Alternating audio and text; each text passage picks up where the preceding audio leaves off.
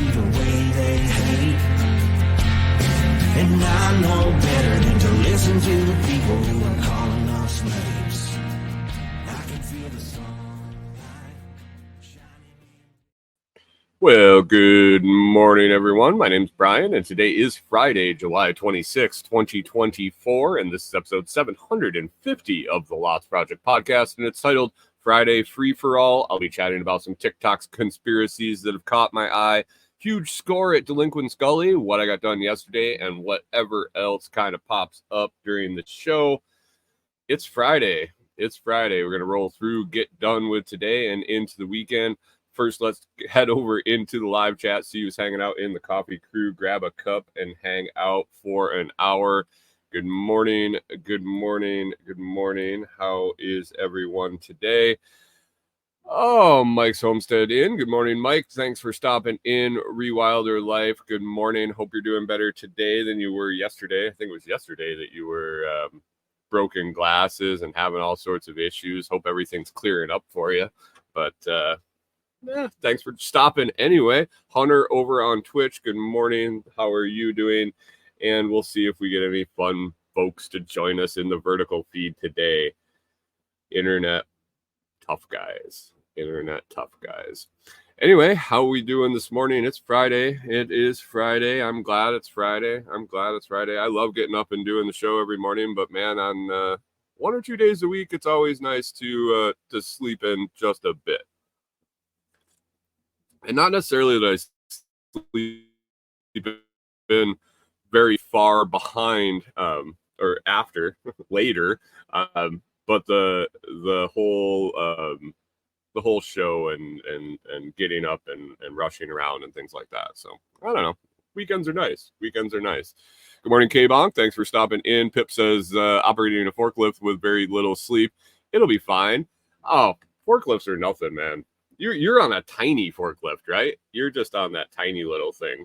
You got to get up on one of those heisters that's got the tires that are as tall as me, and then you might need to worry about your sleep. But I think you'll be all right.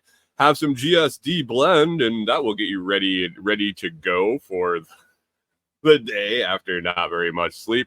Rewilder Life says Snake Plant is having quads now. It's Friday. I'm going for a medical massage. Still sore from my trip down the steps. Whew, that's a while. That's been a while. Pip says it's diesel.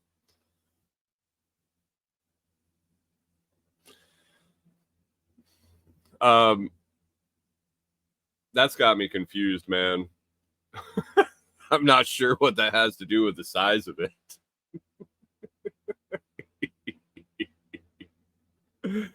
Oh no. Rewilder Life says I'm old and don't bounce now. I've found that when I fall, I don't bounce anymore either. I hit the ground and I'm like, whoa. I used to just hit the ground, bounce right back up and keep going. Now I hit the ground and I'm just like, holy shit. I feel your pain, Rachel. I feel it. I haven't fallen downstairs recently, so I don't feel that pain. But I feel the pain of not bouncing anymore. Anyway, what's in the cup today? Finished off that bag of light Costa Rican. I knew I was close, and man, it was really close. I go with 49 grams of beans for my French press, and I had like 53 grams left in the bag. So I got only like 4 grams thrown into my bob. But I think my bob is ready for another brew. So light Costa Rican in the cup, and there's Pickle Pete. Good morning, Pickle Pete. Pete's got episode 300 today. So how about we talk about that instead of Food Forest Farms coffee? I mean, if you want Food Forest Farms coffee, head on over there. You can use LOTS10, LOTS10 for 10% off. If you've never used it before, always free shipping, blah, blah, blah, and all of that. I tell you every day. But Pickle Pete's got episode 300 this morning on his show. Yeah, an hour after mine. You're going to want to go over to the Food Forest Farms YouTube channel and check that out live. Good morning, Seattle. So congratulations to Brian on 300 episodes. Mr. Kitten Bobber says, what time is it for you? It's 6:06 a.m. in the morning. I guess 6:06 a.m. means in the morning. 0600, buddy. 0600, Mr. Kitten Bobber, and big black balls. Yeah. Whew, gotta love them big black balls, Caleb Roberts. Morning, Cormac. How's it going? Rewilder Life says, yeah, you're like, wow, I gotta be careful now. I'm old. That's the problem. I don't end up being careful. I just forget it until I hit the ground again, and then I'm like, oh yeah. Oh, by the way, Cormac, nice video yesterday. I popped that on, and you said you attempted to make a vlog. You made one, and it was good. It was good. Yard's looking good, man. That's looking good. That project. So appreciate you posting the video and sharing the link over in the group. So. Anyway, yeah, Food Forest Farms coffee is fantastic as a gift for you. The subscription, the C4 subscription is fantastic. You got to check it out at foodforestfarms.com. Dive in, check out Brian's music, check out his show. He's doing some crazy things up there in the Pacific Northwest, and always fun to check out and see what he's got going on. Jumping out of trucks. I don't jump out of trucks all that often. 5:06 for you, Kitten Bobber. Oh, your mountain time. Are you U.S. or Canada or Mexicano? One of the three. I have to assume, because that's where that, or South American, I guess. We don't know. U.S. mountain zone. Okay. Anyway, it's Friday. Number 5 interview. 5, the 5th interview in my SRF series. The 5th interview in the SRF series gets released today. I believe it's the 5th one. I didn't really even check. But yesterday I had a gentleman from Rockpot. I've talked to Sean from Off Grid and Growing and Glenn from Landstruck, Toolman Tim. Today I'll be talking to a guest. There was an attendee. I guess it's not a guest, an attendee to SRF. He wasn't a vendor. He wasn't a speaker. He wasn't anything like that. She loved. You look mad cute right now. Oh, thanks. I got up and did all my prep and got myself looking very cute for the show this morning. Literally rolled out of bed and put a hat on. Appreciate it. My interview today was just from an attendee. Somebody kind of hooked us up, and I wanted to talk to all the perspectives. I wanted to talk to vendors. I wanted to talk to presenters. I wanted to talk to people that it was their first time going. I wanted to talk to people that had been there a bunch. He has been an attendee for, I believe, the whole thing. I think he said that he was either at the first one, or the first one was kind of, the first SRF was kind of not real organized. It was basically like we should probably get together and do some stuff in the middle of COVID lockdowns and this and that, and then it kind of took off from there. But I think Mike actually got in on the first real official one. So he's been there for a while. Check out the interview today. It'll come out at 8:00, about an hour after this show. Right when you get done watching Good Morning Seattle, you can pop on that video. Today's one's short. I think it's only like 5 or 6 minutes. But yeah, right there on the YouTube channel. So be sure to like and subscribe this video and turn on notifications, and you'll get a little ding when that video goes live. Good morning, Jim. Good morning, Jim. How's it going? What is going? Are you guys dealing coffee? Rewilder Life. Jim jumps in the chat. She says, Jim, my coffee. And Jim says it's on the way. Man, that's service. Good morning, Jim, over on Noster. Thanks for popping in. Appreciate that. And the zap, as always. Murphy Alex, hello, bro, to you. Good morning. How's it going? So today is Friday. For a long time, we did TikTok Conspiracy Friday. It was really good. It was really good with the eclipse. It was really good with that going on. It was really all over the place because there were so many different avenues to drive down with the eclipse conspiracy theories. But I've been picking away at a few, and I got a few on the list. I also wanted to talk about yesterday out at Delinquent Scully. Was a good day. Didn't really think it was going to be with the weather that we were having and the way the day started out. But it turned out really good, so I thought I'd talk about that. And then anything you guys want to throw out there. Not that vertical feed. I don't know if I want to indulge them, but the folks in the main feed, you got any topics you want to throw out there? I'll consider them. Murphy's Access says, how do you day today? How you day today? My day today is good. Good morning, Jamie. Thanks for stopping in. Appreciate it. Let's start with the gully, and then we can ramble about other shit in a little bit. You like my beard? Thanks. I appreciate it. I take great pride in. No, it just grows because I don't want to waste the time shaving. K-Bong says we got a Bitcoin bounce. Yeah, it's the Bitcoin conference effect. Bitcoin conference in Nashville this weekend, or I guess it started yesterday, maybe. I pulled up the price for tickets to that and went, yeah, no. I think the main tickets I saw were like $700. I don't know about that. Murphy's Alex wants to know what's a weenus. Drop $20 in a super chat. You'll find out right there on the screen. Bitcoin conference. Yeah, I don't know if I need to. At some point, maybe I'll head over there and take a peek at that when it swings through town again. But it's a lot of cheddar. I guess if you got into Bitcoin early enough, it really wouldn't matter. At that point.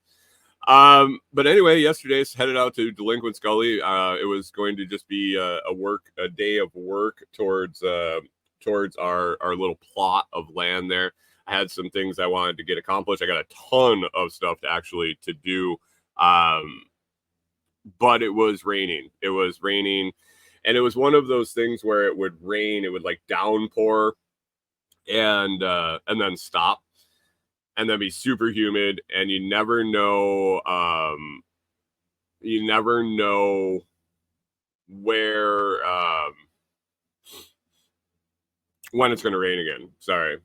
And then when it stops raining, it's so humid it feels like it's raining anyway. So I wasn't really looking forward. I got a bunch of weeding trails to do. I got a bunch of trimming stuff that longer grass where when everything's soaking wet, it just makes it worse. So I was going to go check out what was going on out there, and I decided that we needed to cut in a trail from. Well, Corey and I talked, and we figured it out that it would be more efficient to cut in a trail from Tim's cabin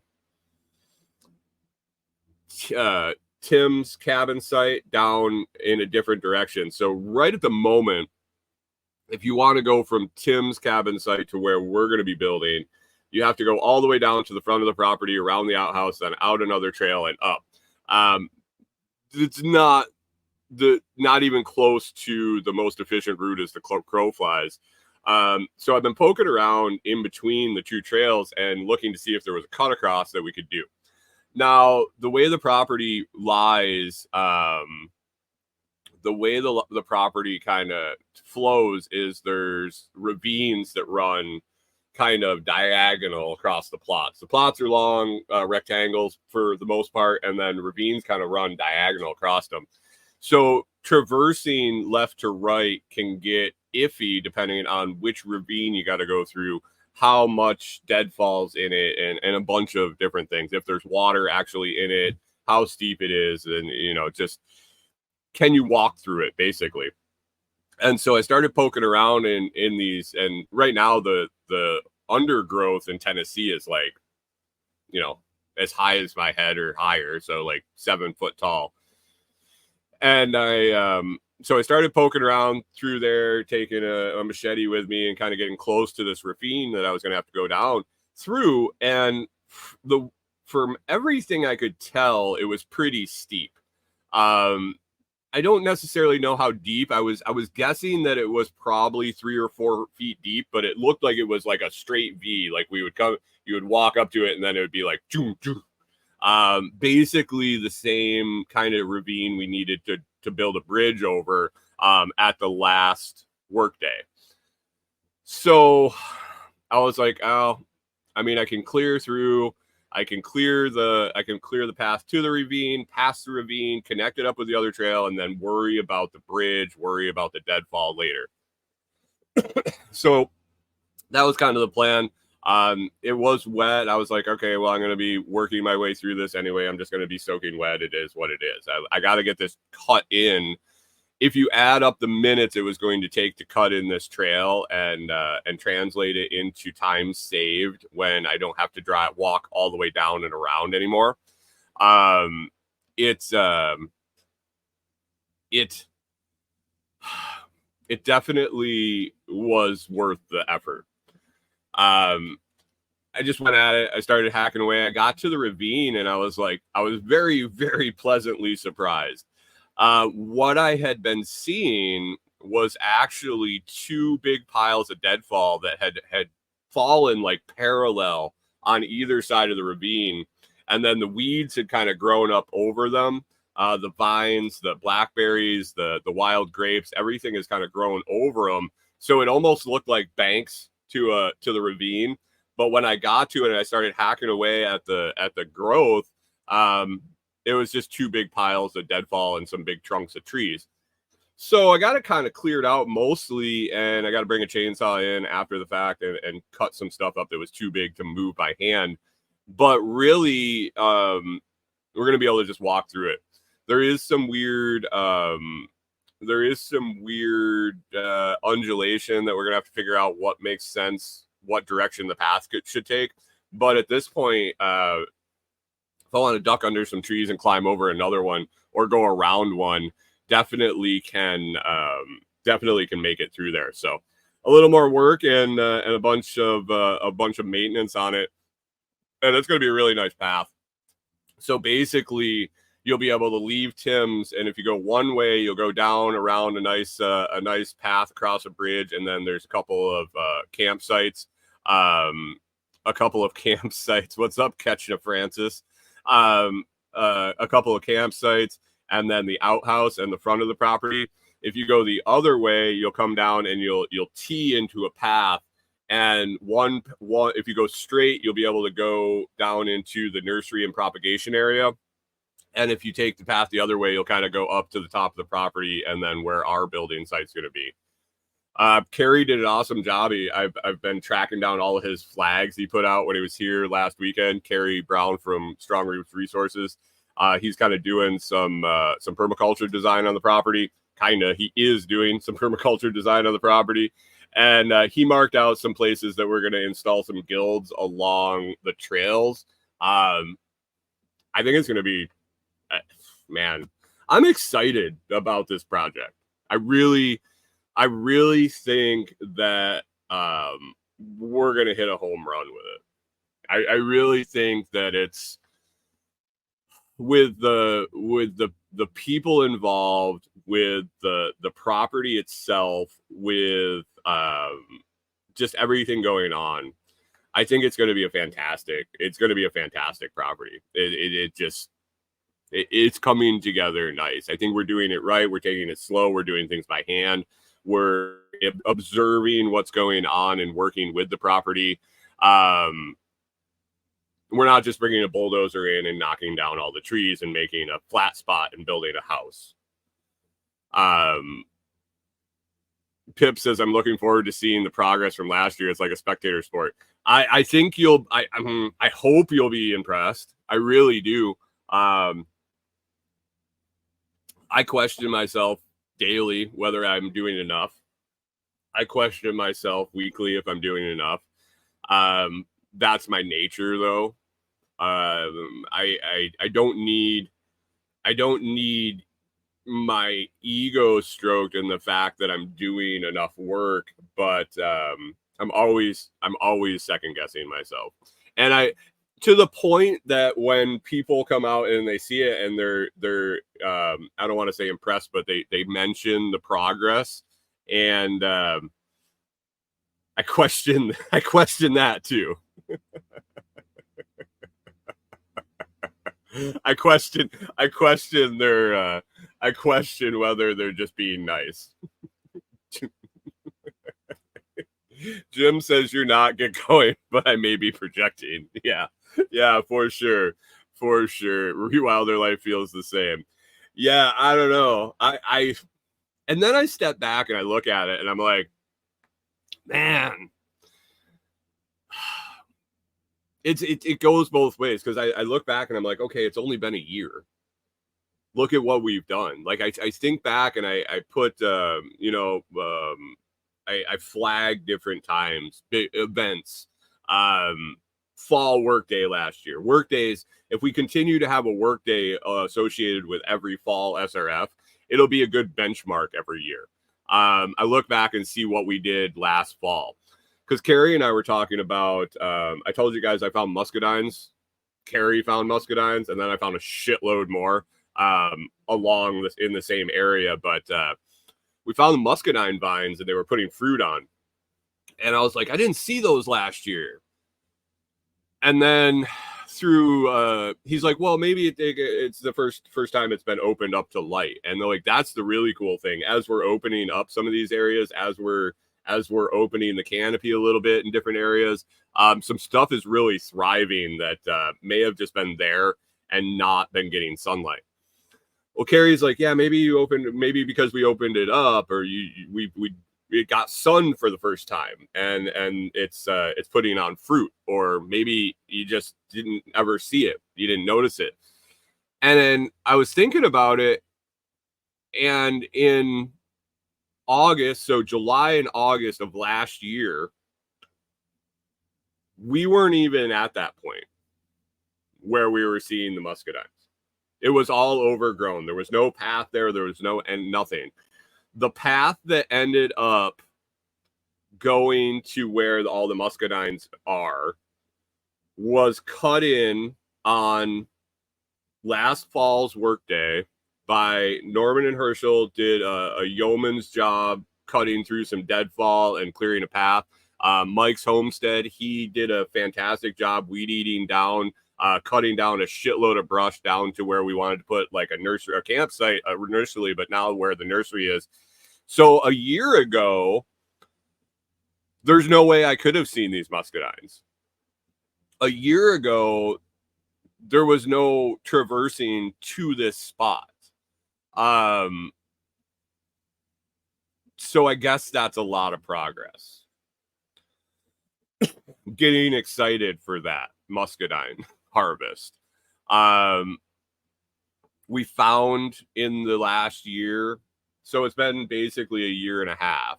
Good morning, John Palmer. Thanks for coming up. Jim says disturbance. Yeah, disturbance. Sunlight helps. Sunlight helps. Everything was overgrown, and now wait a second. John got a Trump and a TikTok ad. Didn't you get Kamala yesterday? Is this net neutrality at work? John Palmer confirms net neutrality. Or maybe that wasn't you that got Kamala. Maybe it was. I don't remember. Somebody got a Kamala ad yesterday, and I was like, interesting. But just seeing the changes, seeing the things that are popping up, and discovering all the different things, and working with Carrie is fantastic, because he's taught me. I'm not quite there yet, but he's caught me. It was Mike's Homestead that got to come. Mike's Homestead got the Kamala ad and got her again today. Mike, who is using your YouTube account besides you? Because I think you might have a secret Democrat using your YouTube account, or maybe it's you. We found him, guys. We found the Democrat mole in the crowd. Carrie has taught me to slow down a little bit. He doesn't, I don't even think he knows he did it. It's not like he's giving me step-by-step instructions on how to slow down and find things, identify things. Ketchna Francois wants to know what's a weenus, and all you got to do is drop $20 super chat in, and I'll be showing my weenus all over the screen. K-Bon says Kamala Harris ads everywhere.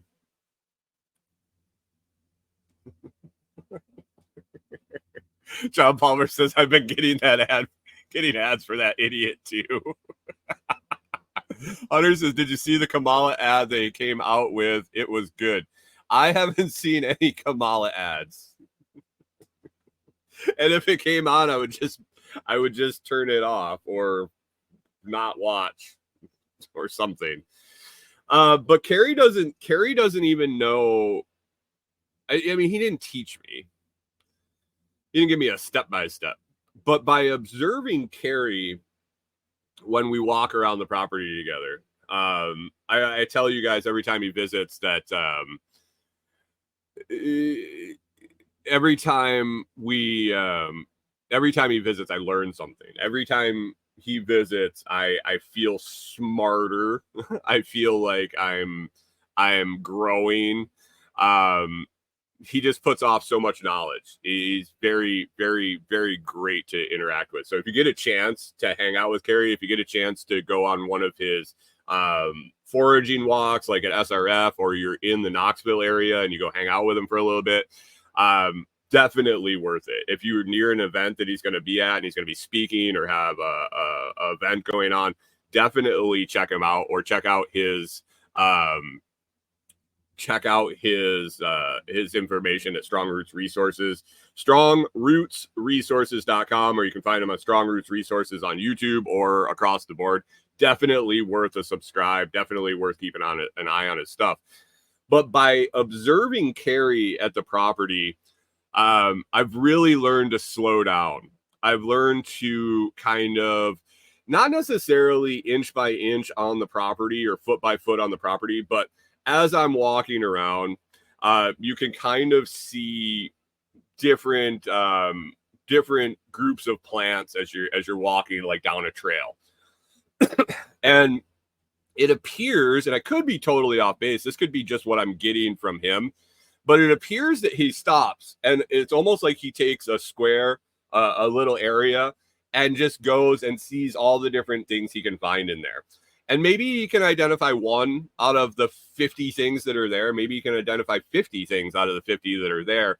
But he finds something he knows. He finds something that he's positive of what it is. He finds something that he's almost sure. He takes a picture and he wants to revisit that.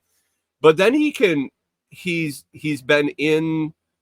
immersed himself in this so much that he knows what relates to that. He knows kind of what should be around it, what should be in this area by the conditions. But just slowing down and not looking at the big picture on the property, but just looking at a 2 square foot area until you find something, you know.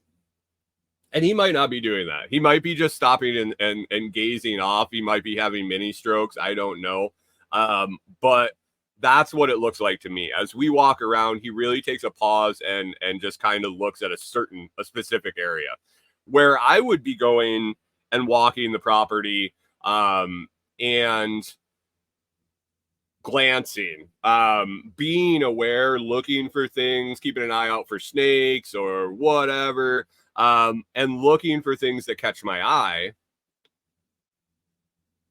And I would find some things.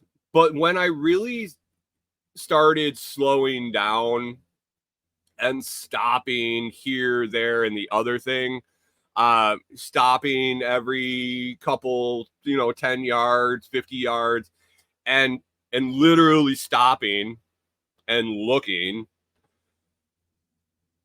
you start seeing more things, and then taking those mental notes where that is, what it looks like. And especially if it's a new plant, you figure it out. You're like, oh, that's a really cool thing that was by this tree at the bend in the path. You take that picture, and I don't have service out there, so I have to wait till I get home. I have to wait till I get home to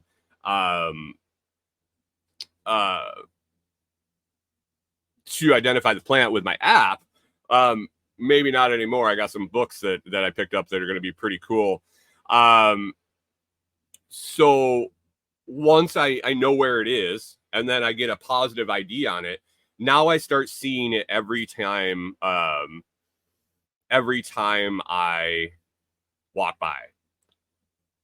And then I can stop and observe what's around it. And it's like building a knowledge base. It's building a knowledge base on the property. So I kind of took that from Kerry. I think that's what I've observed from observing him. So I might be completely off base. Who knows? Guys, I gotta load up my my zapper here real quick. Hold on.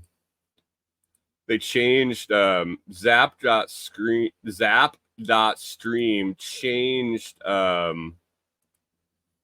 they do their how they load up. I don't remember where. I'll have to do it later. If Noster cuts out early, Jim, I apologize. It might not. I don't know. I think I got enough. I should be all right. Jim says sitting in a tree stand for hours on end, you notice things. That is true. I did learn a lot from sitting in a tree stand. Mike's Homestead says been on his foraging walk, saw a couple of things he should have pointed out, but he did not. I was questioning him to myself. Then he pointed out in other spots along the walk. Yeah. Those walks, that's a different thing. So his walks that he's going around and doing, he's already pre-plotted those, like his SRF walks. He has points that he has identified things, and he has a route he's going on.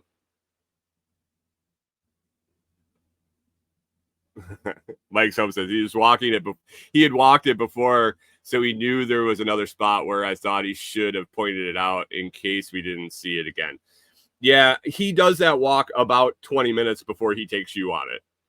So I those are orchestrated, what you would say, I guess.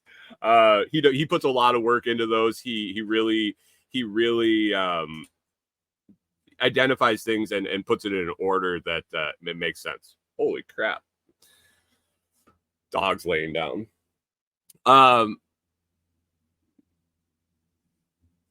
Rewilder Life says walking barefoot through the woods slowed me down, and it's when I started wildcrafting. Yeah, barefoot will do that. I noticed that when I started doing barefoot stuff down our road in Minnesota, down the dirt road that ran through our property. Murphy's Alex, you have a question? I okay. That's great. I have lots of questions. Walking barefoot really slows you down. One, you want to keep an eye on the ground in front of you, especially if you haven't toughened your feet up. So you start walking slow. Yeah. So you're observing and you're walking slower. And then as you get more comfortable with the walking, you can kind of broaden your view of where you're headed. And but you're still slowing down. So yeah, I appreciate the walking barefoot. Jim says he wishes anybody could top you up. So yeah, I don't know if that can work, how that can be set up.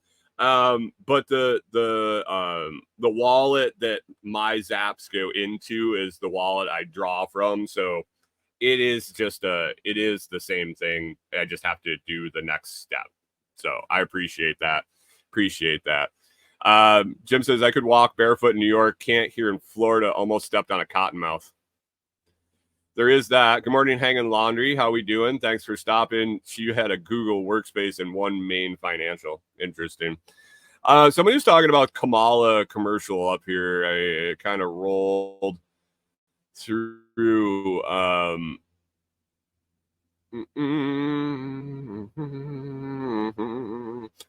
Borders are stuff. Yeah. What a shit show. What a shit show that whole thing is. It's unreal. How what a circus. I'm so glad I stopped voting. I'm so glad I shifted my attention to entertainment value from both sides. And not, I would be so angry and irritated and consumed by this whole thing if it wasn't an entertainment thing at this point. It's I can see where the error of my ways before, let's say that. Hanging Laundry says, I deliberately walked barefoot in the woods by our cabin in John Muir County, Wisconsin, made an illustrated wildflower journal in my teens, walked on my toes pre-Lyme disease in the 70s. Huh. Interesting. Jim doesn't miss the cold air. Jamie says, I try to do the barefoot thing. My youngest can run full speed through the environment. It's crazy. Yeah, kids don't know any different. Corey and I have had long talks about it was interesting. So here's a little a thing. So Corey, when she was a kid, she was a wild child, out in the grass in her shoes, never had any shoes on, running around, blah, blah, blah, and all over the place. And everybody was always like, you got to put shoes on. And she's like, no, I think this is the way it should be. And a lot of kids are like that. And then you grow up and you put shoes on and you start getting problems with your feet and your back and your knees and your shoulders and your neck and all of that. And then you realize at some point, maybe you listen to a podcast or you see a video or you talk to somebody and they're like, hey, you should try this barefoot thing. You should try grounding. You should try barefoot walking. There's all these different benefits. And so you take your shoes off and your shoes and your feet have gotten so soft, so sensitive, because they've been tied up in socks and shoes, and even inside you're putting on your slippers and you can't stand to walk on the floor.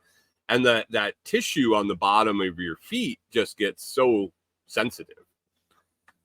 But you tough it out and you start barefoot walking, and all of a sudden the things that you were like, I'm not sure why my back hurts. I'm not sure why my knees hurt. I'm not sure why I have plantar fasciitis. And things start to get better. And your feet don't hurt as much, and your knees don't hurt as much, and your hips don't hurt as much. Rewilder Life says, and all the muscles in your feet are jacked. Yeah, they are. Somebody I know had plantar fasciitis. Bad. Like, could barely walk. And they prescribed him all sorts of weird shit, like these weird shoes that had big toes. They look like elf shoes. They're like stretching your feet out and all of this shit to ease the pain and make it better. Didn't work. Tried more things, and somebody suggested taking your fucking shoes off and walking barefoot. He did it, and it hurt like fucking hell for him. It hurt like hell with his shoes off. But he stuck it out, and he said it was like 5 days of pain, and on the 6th day, everything felt fine. No more problems. Might have been those shoes that jacked up your feet, that jacked up the muscles, that jacked up the tendons, that jacked up everything else. And, it's not an instant thing. When it took years and years and years and years to develop itself, it takes a little bit of time to get back to where you need to be, to get back to that natural state. Rewilder Life says, me, I was on Vicodin to sleep, tried all the things. Right? John Palmer says his feet are very sensitive. Yeah, I talked to Kerry when he was out, and I said, there's two things we really want to focus on. There's two things. Rewilder Life says, yep, I did that in the beach. It was so painful, but after my feet felt better and the light bulb went off. Yeah.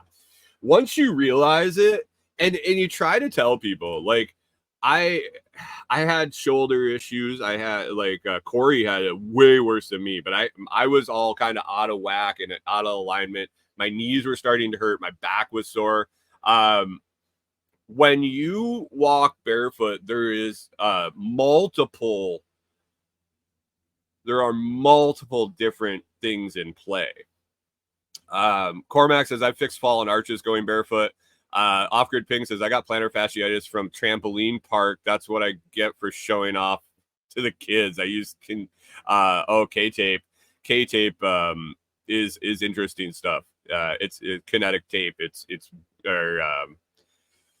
He wrote kinesiology tape. K-tape. Jim is a hippie from way back. He says, I've always had trouble with shoes. I've been barefoot for 30 years since he was in his 50s. I mean, better late than never, Jim, and glad you've gotten 30 years out of it. But there's so many different things in play with the barefoot. So you have your foot's natural way it wants to be and not jammed up in a shoe and confined, and people don't know how to buy shoes the right size, so their foot gets all jammed up, it gets crammed in there, or it's too loose, or it's too narrow, all sorts of things that shoe manufacturers and people that are selling shoes, Al Bundy, have no fucking clue what they're doing when they're sizing shoes. Do your toes fit in? Oh, well, we're good. That's not how it works. My first experience with the shoe industry, boot industry, was with a Red Wing rep that explained to me the difference between sizing your shoe by the length of your foot as opposed to sizing your shoe at the bend in your foot. Because it's not the same. It's not the same. When you put your foot in that stupid little thing and they put the thing up to your toe and they're like, okay, you're a size 11, put the size 11 boot on. That doesn't necessarily take into account where your foot bends when you take a step. And when he measured my foot for the bend in my foot, it changed my life with work boots. He also said to buy it a size extra wide than what the little scale thingy says.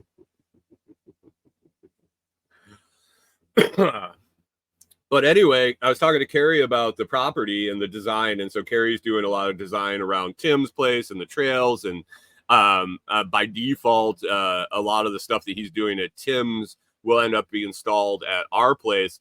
But one of the things I really want to do, especially if we're going to be renting these cabins as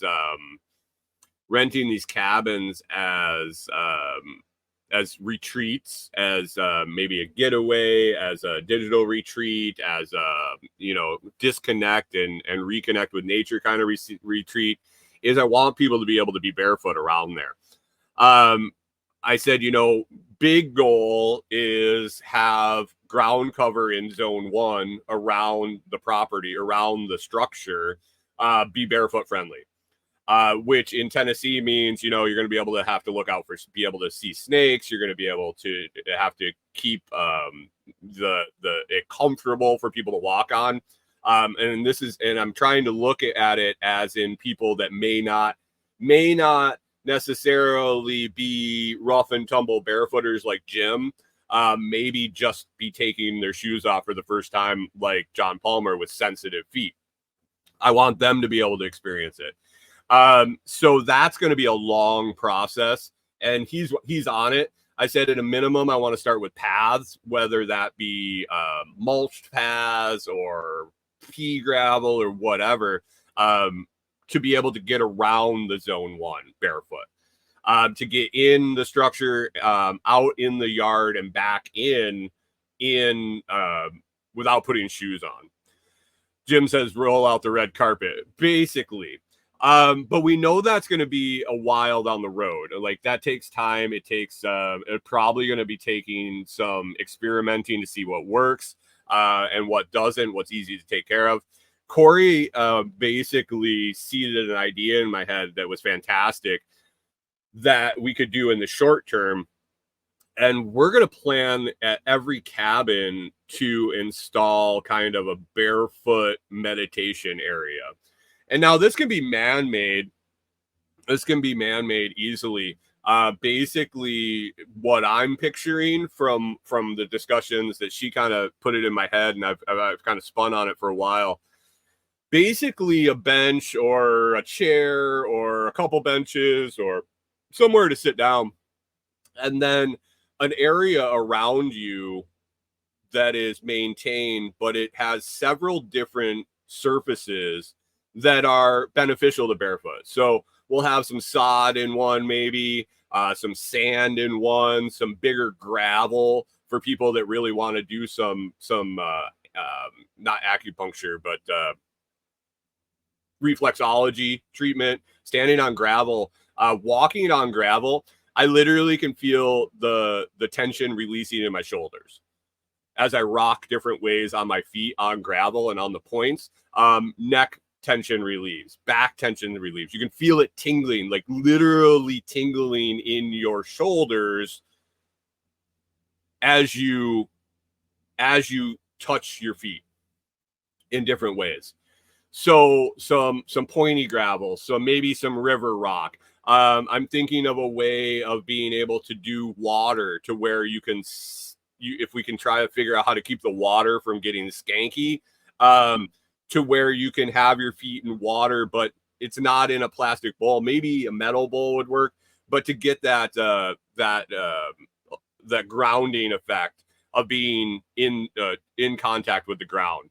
And all of this stuff will be open to the ground. So it'll be a frame, but all these materials will be touching the ground. So you'll still get that grounding effect, that electrical, people say it's woo-woo. I don't know about that.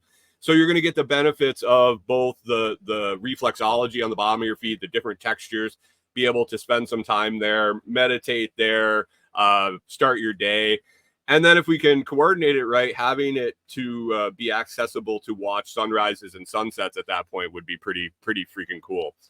So that's an idea that we want to have at each cabin, and that's a short-term solution to getting barefoot out there, at least for a part of the day.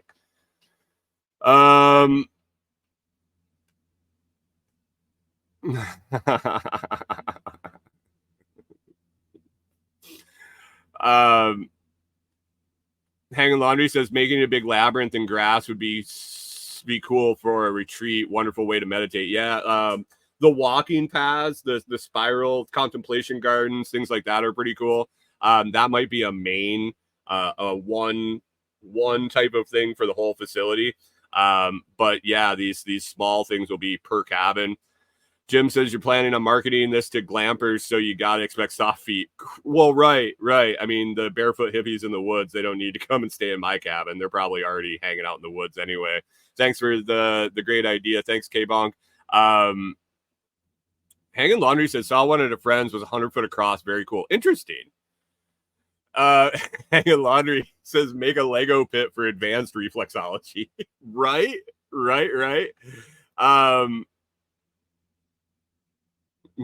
Jim says, I don't know about the woo-woo stuff. I just really hate the shoes. Hunter says, definitely woo-woo, and walking on gravel insane. Dude, you don't even understand. You don't understand. When I started, so Corey started back in Minnesota, and she started this barefoot thing, and she started it for grounding. Basically, she started going out and sitting in her chair barefoot with her feet on the ground, standing on the in the grass, then taking a few steps, then starting to walk, and her feet slowly got tougher. She didn't convince me. I got interested and started doing it with her. When I first started, and we would walk down the road together, I would walk in the grass on the side of the road, and she would walk right down the middle of the dirt road, no problem, just walking the dogs. And I'm like, how are you doing that? There were like rocks, and not even sharp, pointy rocks or anything like that. And I'd be walking down the side in like this clover and maybe in some sand, or maybe on a spot on the dirt road where I could tell it was no rocks, where, you know, the hard pan dirt road, I would just like kind of skim across that. And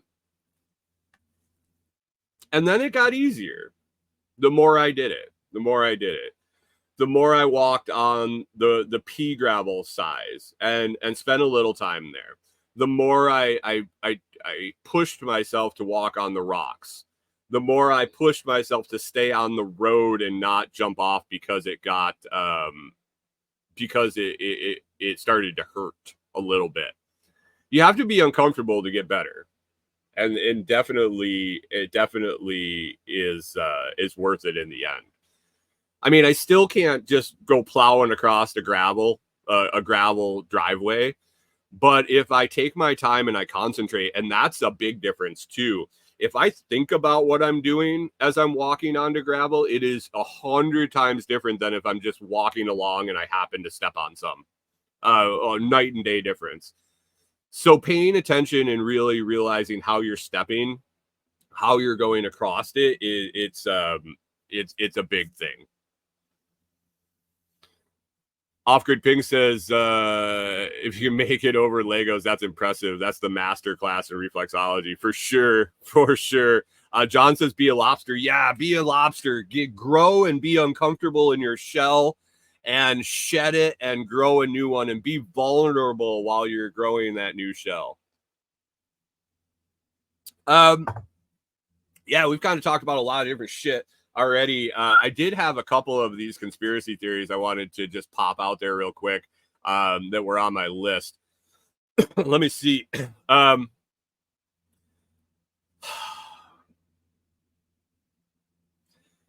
I don't know if I want to. They're all kind of Trumpy Biden bullshit theories on some stuff that's been going on. I don't know.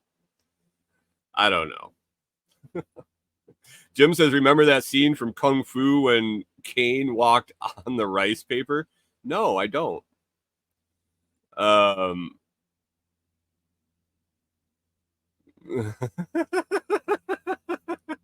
Off-Grid Ping says, let me get my clover in sand safe space. Damn this road stuff. Yep. And Hunter's pissed off.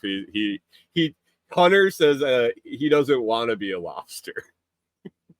Hunter's happy in his shell.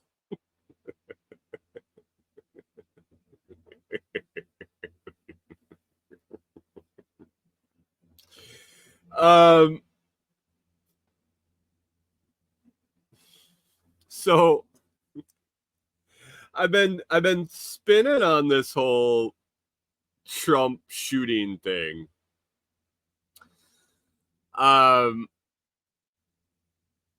And who did it and why.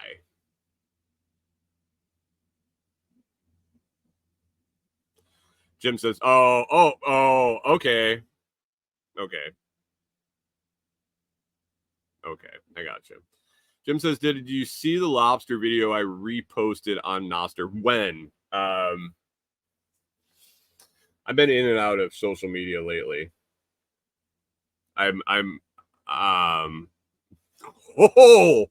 Oh man.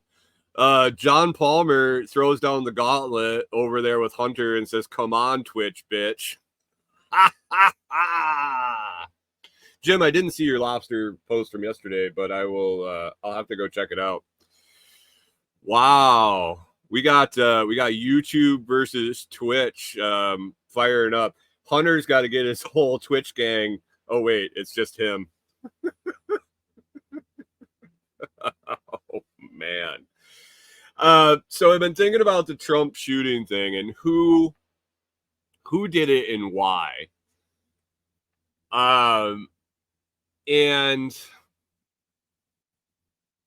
probably because my phone listens to my brain waves or something, or somehow can read my mind. I've been getting videos about it with these different theories. And they've been across the board. I've literally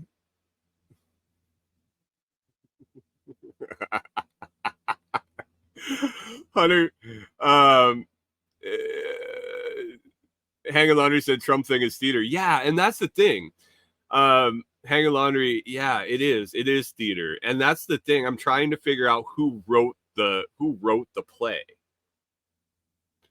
It's like watching an old mystery TV show. Hunter says, I'll just use everyone I've banned and buy an army. Oh, no. Hunter's going to show up with an army of trolls and scammers. I'm trying to figure this out. And the more people that toss theories out there, the more I'm like, it could have really been anybody. There was obviously, man, I can't even say obviously. There was incompetence there, whether it was ordered, whether it was just plain sheer incompetence, whatever it was. Jamie and I talked about the Saved by God angle to drum up support for Trump. Did he actually get shot?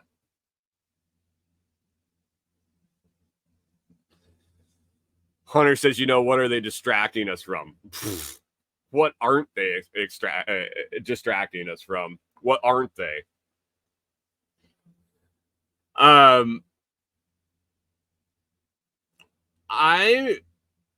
Was he actually shot? I'm a fan of WWF from way back in the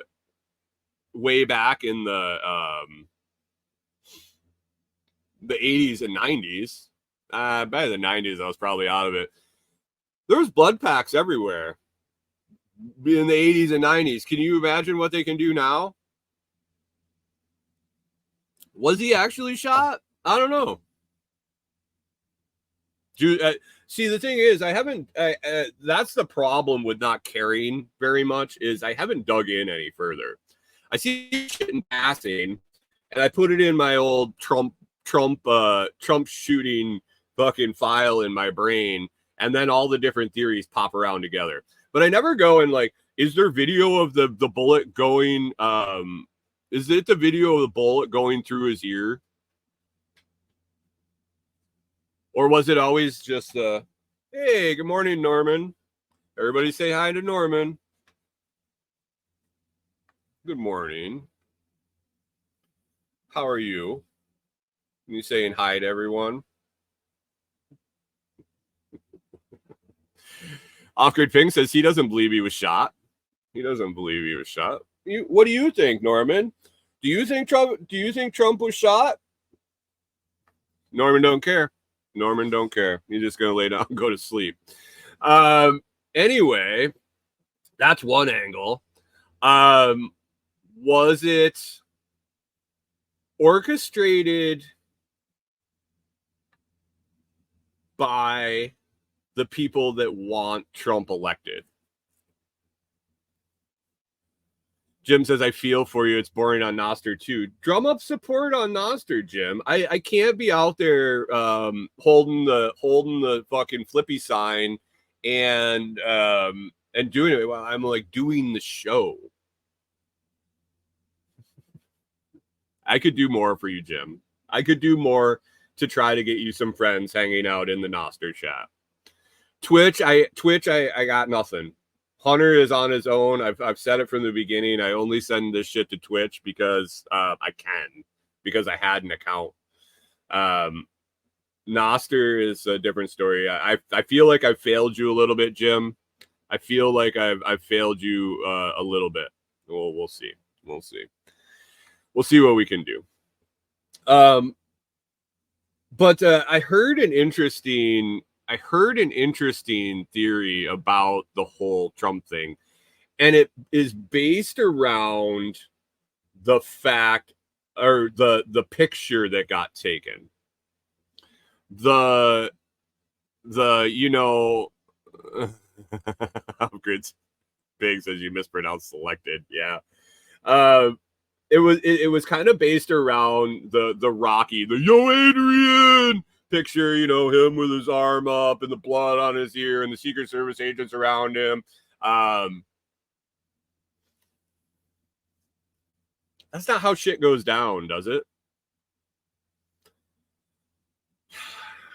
So they talked about the incompetence of the FBI or the Secret Service girls. And I mean Secret Service in general for allowing that guy up there. But the dudes on stage, the dudes that are the primary contacts, I don't think that their job is to leave him open and exposed when there's active shooters.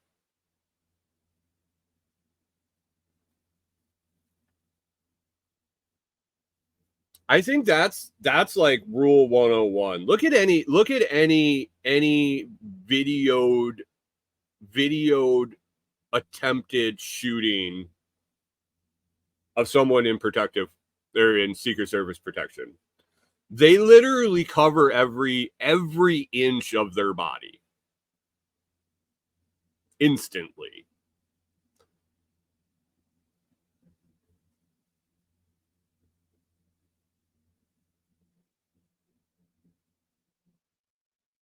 Why was Trump allowed to stand up, pump his fist, and be in perfect position for that photo?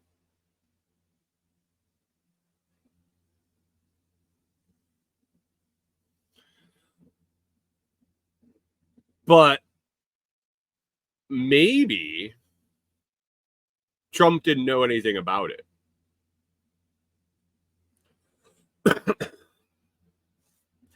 Maybe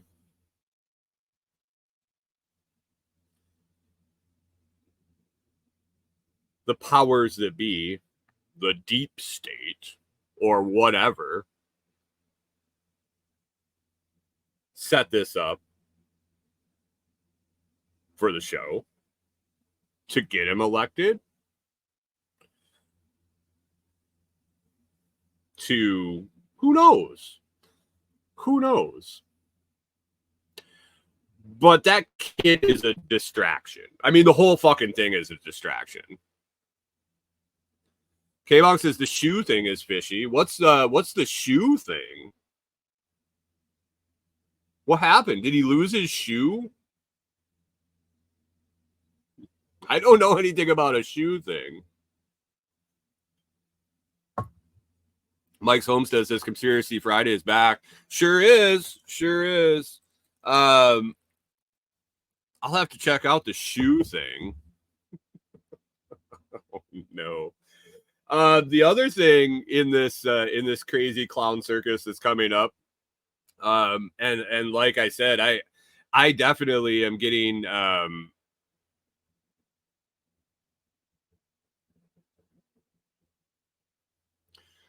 oh, he got tackled out of his shoes. Oh, okay. I mean, maybe the guys, doesn't he have tiny hands? Maybe he's got tiny feet, and maybe he doesn't. Maybe he's barefoot. Maybe he doesn't like giving speeches with. Maybe he doesn't like giving speeches with shoes on. I know plenty of singers that perform barefoot.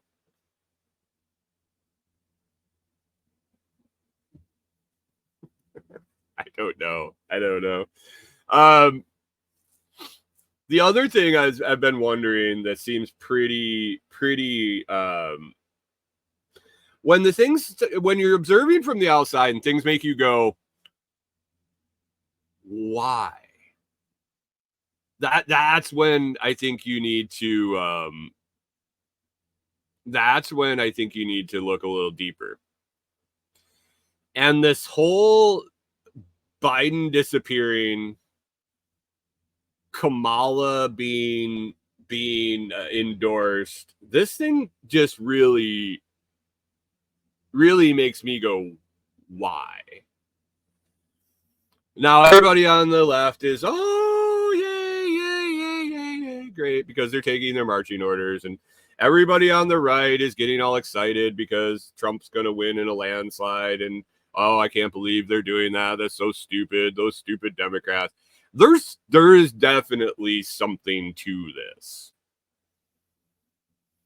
There's definitely something going on. Whether it be, yeah, I don't know. I haven't put my finger on it yet, and I probably never will, because I'm just a little simple guy here in a camper with my dog and building a cabin in the woods, and I don't pay attention enough to really put it together.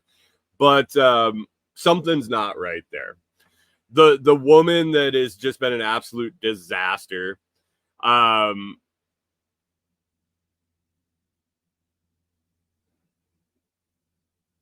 Rewilder Life says, I'm with Jack that RFK could win if he is out up. I'm not sure what typo that is. But I haven't put my ears on another podcast in a long time. So, and RFK is he's not on any of the media radars that run through my feeds, unfortunately. I don't know much about it. Like I said, it's enough. It's basically, Right. The woman is a disaster from the very beginning, from the Willie Brown stuff all the way up, from her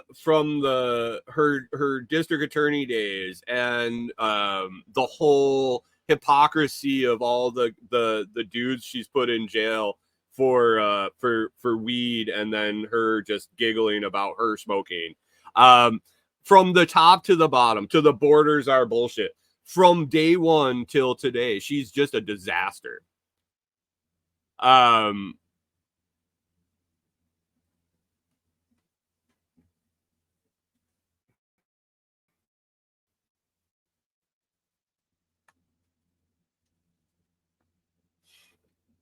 So what's the play?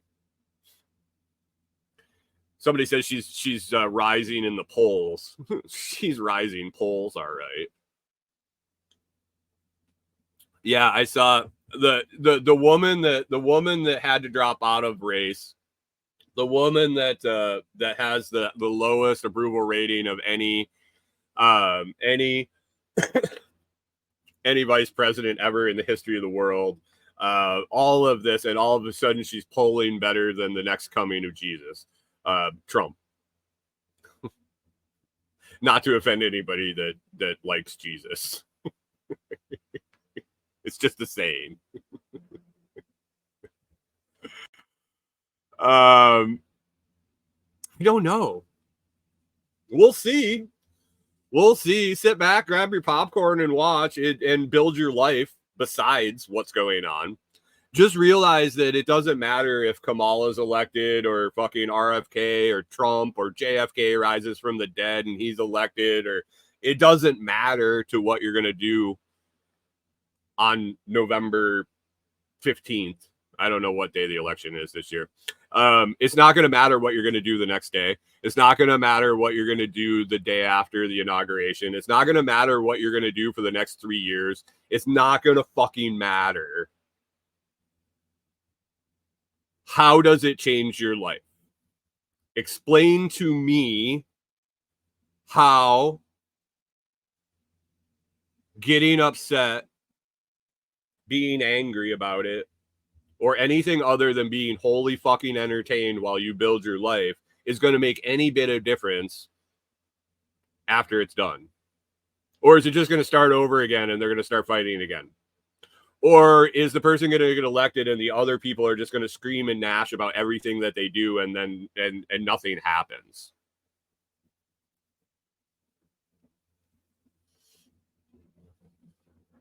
I don't know. She's unburdened. Pip says the polls are smoke, and she smoked polls. She sure did.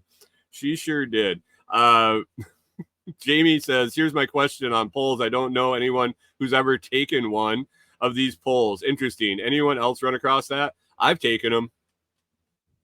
I actually got on some fucking phone list at one point in my life that I got called quite a bit for political polls. It was interesting because at that point in my life, I wasn't really involved either. Rewilder Life says, none of this will stop me from doing what I'm doing. Sure is entertaining. It is. It's entertaining. Chris Dixon brought up something in the Telegram chat. It was like, I thought we don't care about politics around here. And I don't give a fuck. I like laughing at it all. I like being entertained at it all. And I like the murder mystery aspect of figuring it all out. It's a puzzle that when I solve it, you know what? It's going to go back in the fucking box. Just like every jigsaw puzzle I've done in my whole life. It's going to go back in the box. It's going to go on the shelf. Maybe I'll bring it out and do it again. But it was all entertainment.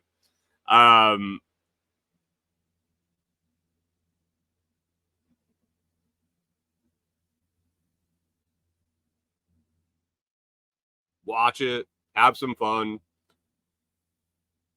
Or don't. But if you plan on ignoring it, it's everywhere. It's everywhere. So turn it all off. And good for you if you do. It is what it is. Disappearing in the woods might not be a bad idea. Hanging Laundry says, love her using an urban black accent. Oh, she's a piece of work. What is it? Science has really come a long way. That was the meme I posted in the Telegram group the other day. Science has come a long way when you can mix an Indian and a Jamaican and get an African American.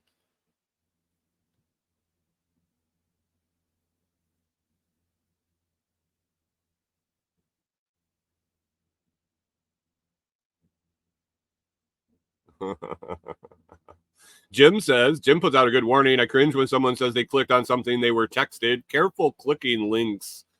Yeah, folks, careful clicking links in your text messages. A really good way is to copy the link address and then open it in a Tor run private browser and see where it takes you.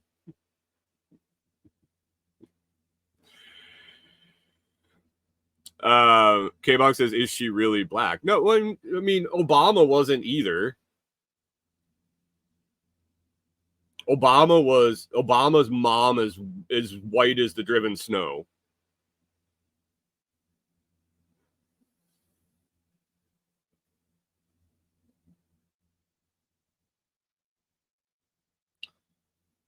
Pip says she's Jamaican and Indian. Right. Which really, you know, the identity bullshit is what they drive for. But does it really matter? Every Wilder Life says I identify as a Jim says exactly that. Does race really matter? It doesn't. Rewilder Life, I'm going to finish that sentence. Rewilder Life says I identify as, and we're going to play Mad Libs here, a 62-year-old retired black police officer. Mike's Homestead caught a picture of the weenus on screen, just dangling around there. Hanging along, Hillary used to have the Southern draw. Oh, Obama was the master of playing to the crowd he was in front of, for sure. He was good for that.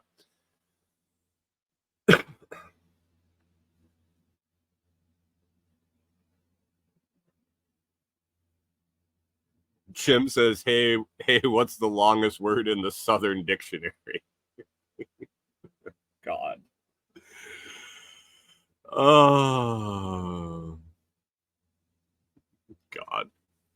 All right. Well, I'm going to wrap it up, guys. It's Friday. I'm going to get out of here. Sounds like thunder and rolling boomers here at the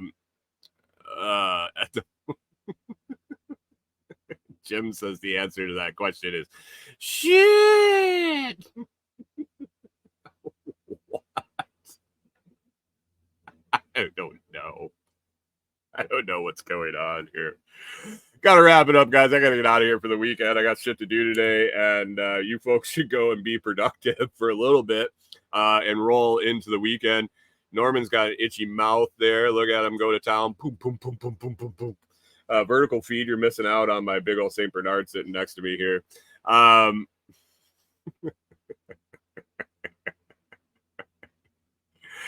Anyway, I hope you guys have a great weekend. It was a good show today. I enjoy shows like this, and we'll do more of them. I hope you have an awesome week. I hope you all have a great weekend. I appreciate everybody listening. If you enjoyed the show, it's always free to hit that like, share, and subscribe. To return value for value, please consider joining one of the YouTube membership tiers or listening on any value for value platform like Podverse or Fountain.fm. You can join Jim over on Nostr, the live stream there every day. You can catch the replay. Join us on Nostr for a value for value community where, it's just an uplifting, positive place to be.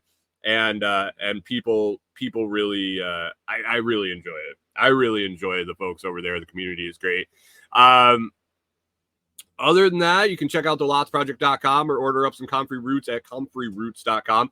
Getting into that fall season here soon where we're going to ramp up sales again on comfreyroots.com to get them in the fall and start your harvesting in the spring. It's a great time coming up here in the fall. So plan a spot to put in some comfrey roots, and you can get them all the time at comfreyroots.com.